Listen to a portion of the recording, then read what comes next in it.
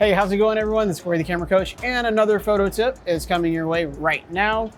This one is fill the frame. We're gonna be camping out on composition a lot because that really feeds into how your photos turn out. And so being intentional about how you arrange your photos is a big part of photography. So when you fill the frame, basically what you wanna do is make sure the subject, in this case, me, takes up the majority of the space, and it's I'll say large and in charge, right? Like, it is the main thing.